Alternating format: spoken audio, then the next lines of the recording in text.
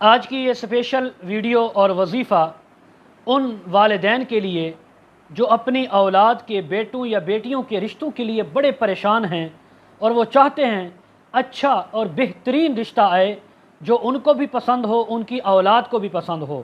آج ان کے لیے ایک بہترین وظیفہ ہے۔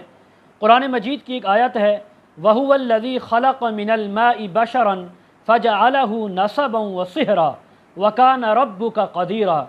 اس آیت کو آپ نے والدین نے روزانہ ہر نماز کے بعد 21 مرتبہ پڑھنا ہے، ٹھیک ہے؟ اگر ہر نماز کے بعد نہیں پڑھ سکتے تو روزانہ ایک ہی ٹائم میں کسی بھی نماز کے بعد آپ نے 100 دفعہ یا 101 دفعہ اس کو پڑھنا ہے، اول آخر درود شریف۔ آپ یہ عمل چند دن کریں، 41 دن سے پہلے اللہ رب العزت آپ کے گھر میں آپ کے بچوں کے لیے رشتہ بھیج دیں گے اور آپ کی یہ